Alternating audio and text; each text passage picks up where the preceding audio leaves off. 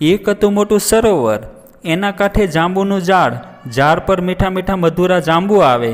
ઝાડ પર એક વાંદરો રહે, એ હુપાહુપ કરે અને કૂદાકૂદ કરે. આજુબાજુના ઝાડ પર પણ ફરી આવે, જાત જાતના ફળ ખાય અને એ લીલા લહેર કરે. તે જ સરોવરમાં એક મગર રહે, તેમના પરિવાર સાથે. વાંદરો અને મગર વચ્ચે પાકી દોસ્તી. વાંદરો રોજ જાંબુના ઝાડ પરથી મગર માટે જાંબુ તોડે અને નીચે નાખે. મગર ધરાય ને મધમીઠા જાંબુ ખાય. પછી મગર મોં ફાડે અને એના દાંત અને જીભ જાંબુડી દેખાય. વધેલા જાંબુ મગર એની પત્ની માટે લઈ જાય. મગરીને મધમીઠા જાંબુ બહુ જ ભાવે. મગરી રોજ રાહ જુએ, ક્યારે મગર આવે અને ક્યારે મધમીઠા જાંબુ લાવે. એકવાર મગરીની દાનત બગડી. એને થયું, જાંબુના ઝાડ પર રહેતો વાંદરો તો રોજ આવા અમૃત જેવા જાંબુ ખાય છે, તો એનું કાળજું મીઠું અમૃત જેવું જ બની ગયું હશે. મને બચ્ચા થવાના છે. આવા સમયે એનું કાળજું ખાવા મળે તો કેવું સારું. તો કદાચ મારા બચ્ચાએ અમર થઈ જાય. પછી મગર આવ્યો એટલે મગરીએ તો મગરને વાત કરી, મારે પેલા વાંદરાનું કાળજું ખાવું છે. મગર બોલ્યો, તું આ શું બોલે છે? એ વાંદરો તો મારો ખાસ મિત્ર છે, એનું કાળજું ખાવાનો તો વિચાર પણ કેમ કરાય? મગરી આ સાંભળીને રીસાય, મોં મચકોડતા બોલી, તમને તો તમારો મિત્ર જ વહાલો છે ને, હું ક્યાં જરીકે વહાલી છું? મગર બોલ્યો, એવું નથી, તું તો મને મારા પ્રાણથી વધારે વહાલી છો. મગર ઘણું સમજાવે મનાવે, પણ મગરી કશુંય સમજવા તૈયાર ન થાય.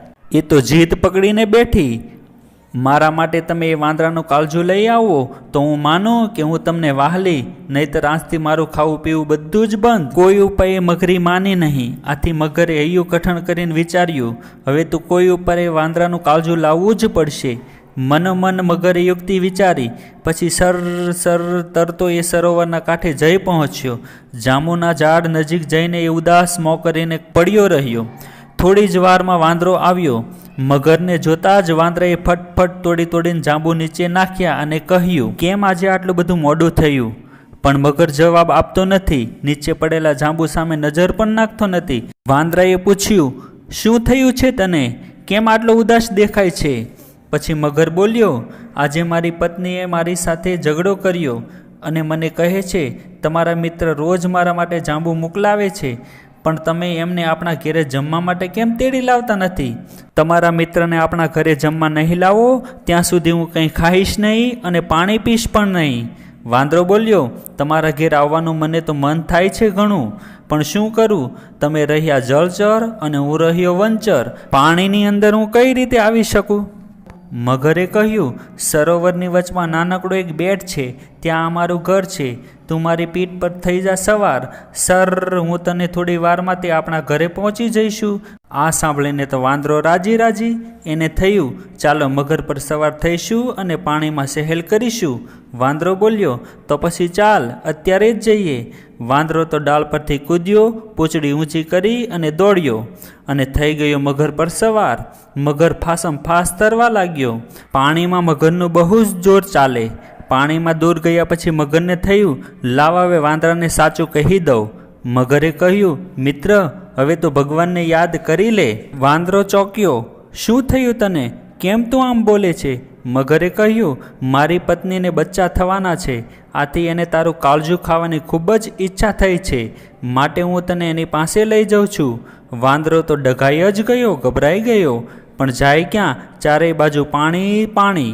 થોડી વાર પછી એણે બચવાનો ઉપાય વિચારી કાઢ્યો. ધીમેથી બોલ્યો, મિત્ર, તારી પત્ની માટે તો હું મારા પ્રાણ પણ આપી દઉં, પણ આ વાત તે પહેલાં કહી હોત તો? મગરે પૂછ્યું, કેમ, શું થયું?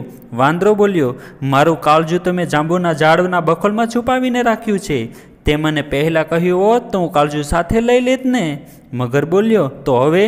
વાંદરો કહે, આપણે કાંઠે પાછા જઈએ, હું ઝાડની બખોલમાંથી મારું કાળજું લઈ આવું, એ પછી આપણે તારા ઘેર જઈએ. મગર સાવ ભોળો, તે વાંદરાની વાતમાં આવી ગયો. તેણે પૂંછડી વાગી કરી અને વળાક લઈ એ પાછો કિનારા તરફ જવા લાગ્યો. વાંદરાના હૈયામાં ધડક થતું હતું. કાંઠો નજીક ને નજીક આવતો હતો. તેઓ છેક કાંઠા નજીક પહોંચ્યા એટલે તરત જ વાંદરો કૂદ્યો અને જાંબુના ઝાડ પર ચડી ગયો. એ પછી એનો શ્વાસ હેઠો બેઠો, એના જીવમાં જીવ આવ્યો.